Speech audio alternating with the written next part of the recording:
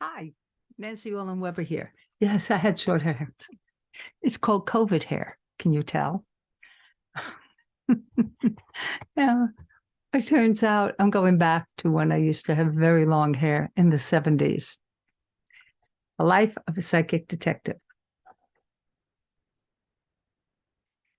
When I was 10, I was in sixth grade, and my teacher's pet, and he asked me to stay after school. Warning, I mean, today's world, a lot of people know better than that. This was 1954.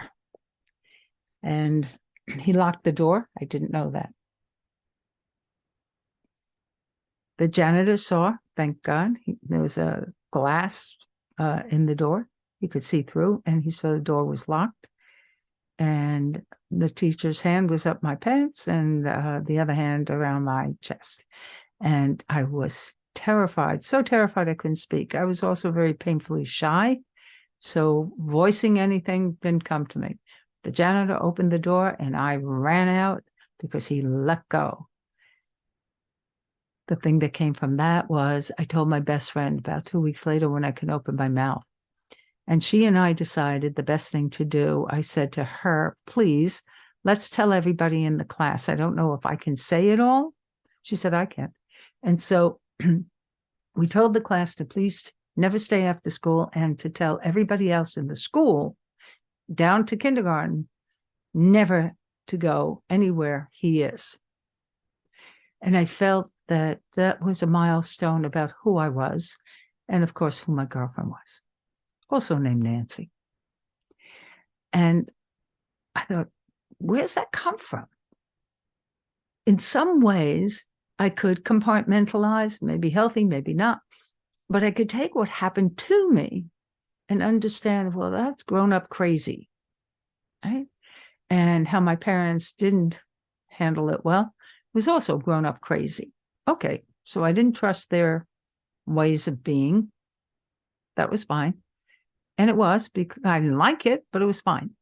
What interested me, though, and grabbed me was, how did I come up with the idea that to protect everybody else?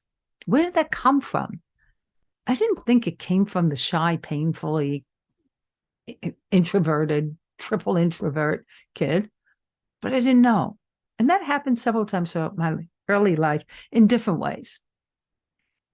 And then when so I didn't get justice there. And along the way, other things happened or as a victim, and I didn't get justice on those. And then at age 25, in the first chapter of The Life of a Psychic Detective, if you haven't read it, here's the opening in the first. It's called Breaking Open, literally. His hands were around my neck, and I knew I had minutes to live, at most.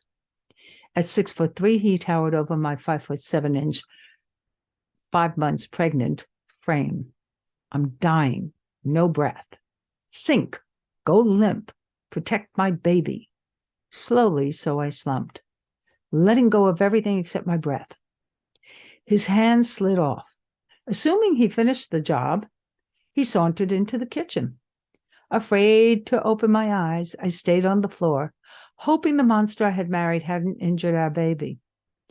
I don't know how much time passed before I opened my eyes enough to see him drinking something while standing at the sink. He seemed calm, believing he had just killed me.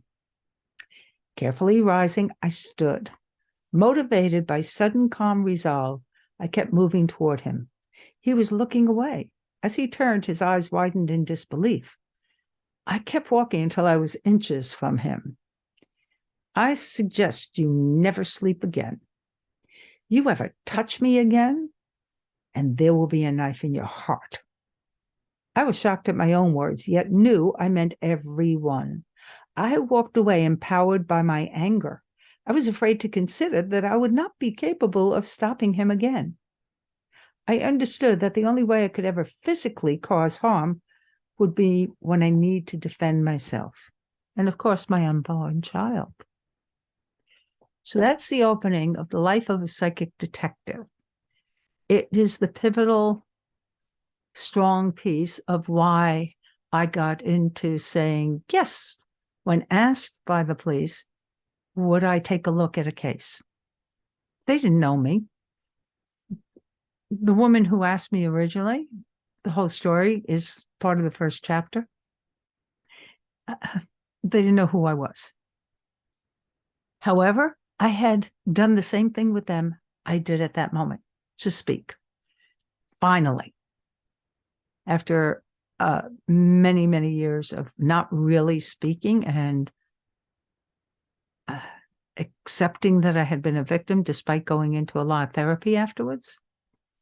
And so that breakthrough is why I said yes, when I was also then asked by the chief of detectives to look at every case in the town of Mount Olive Township in New Jersey. And I worked with him, and I worked with a lot of the other officers, detectives, and state trooper, and best friends we became, many of us, for many years, still are. And it was seeking justice for people, just seeking justice, just seeing if we can make a difference in some of them, we may, it's one team, it's two people, it's a group, it's forensics, it's all of it. It's not me, it's all of us as a piece of a puzzle put together. And sometimes the magic works. Sometimes we can pull the rabbit out of the hat and say, voila, it was that person. Or the hammer is in the swamp over there, and draw a very terrible looking picture pointing an arrow to a swamp I did one day. I was right. And that was so shocking. I have to tell you, anytime I did that, I still look back and go, it has to be that the victims told me, or the murderer or the rapist or whoever told me they were ready to give up. So knowing that if I can write only the adjudicated stories, which means they've gone through every court system possible, they're away for life or they're dead. That means all people who are innocent that surround that case, including people working the case, including me and my family, are all safe. I won't speak about the others. And that is also why when I get emails, I tell people, go to my website and read the letter on criminal cases. I do not discuss them. I took an oath. I had that badge on the picture.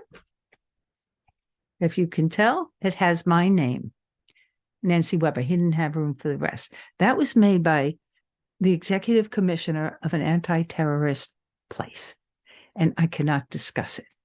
But I am honored and humbled to have been gifted that. And so the oath is real. The stories I can tell do explain a process. And it's not just a process, about murder. It's how we do teamwork in life. Whether it's in personal relationships, whether it's coming close to grief and loss with others, it's how we do all this in a way that makes fulfillment within us. For me, it means soul talk. Talking to my own soul, talking with your soul, soul to soul, And when that happens, there is this feeling of connection to the greater connection between all living beings everywhere. Whether you believe in universe and universes and different places you come from, it doesn't matter to me. It is connection. We all have our own way of putting that into a belief system that we honor. And as long as we honor the way we do service, we're good to go, I think. So I wrote this book in hopes of two things: getting out of my system about what it really takes to do the work with others. It isn't a matter of, I'm the psychic. No, I am a team member. And I'll tell you how I say it when I walk into a room of prosecutors or detectives who don't know me, but have brought me in the first time. And I go, I want you to think of me as sometimes being able to get a little piece of a puzzle, and you have all the other pieces, or you have a lot of them, but you're missing some. And once in a while, I can come up with something that might fit and go, oh, you get it. Because it may not be the name of somebody you're looking for. It may not be the evidence you need. It simply may be something that just puts it all together, connects it better. I never know.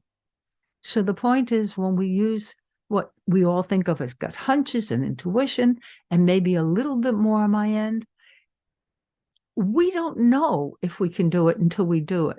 And we don't know if we're right. So as long as you're ready for that journey with me, I'm happy to help.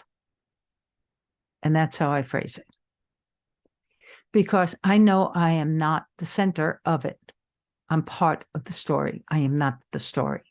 Matter of fact, who's the story in that? The victim. Because I seek justice for victims. So I also put at the end of the chapters an exercise, and that's just for you. And the exercise is to open you up to things maybe you already do, maybe you don't, but to fine-tune it perhaps. Like one of my favorite ones is about missing items, not missing people, but thinking of missing items. And I go into an explanation of it and the fact that we are electromagnetic and we can focus ourselves into finding things we didn't think was possible. I've had plenty of practice with that prior to marrying my husband. This is my third husband. This is not the man who attempted to murder me. This is my best friend for life. 33 years, going on 34 years shortly. So I want you to think of how you can expand, how you apply going deep within and actually put it practically on this earth so that it betters your life, it makes it more fulfilling, and it's thrilling. And if you already do the work, and if you do it a long, long time, and you really feel that you know things that you want to share, please make sure you share it and get it out, whether it's through writing and blogging, whatever you do, speaking, get it out, help others help themselves to have more tools for taking care of themselves, for finding the soul within. See, a lot of people are attracted to the crime case stuff, fiction, nonfiction. I love mystery, but I love mystery because I know we'll never know the greatest mystery of all and solve it. We'll never be able to solve that one on earth. I don't think so. I don't care how many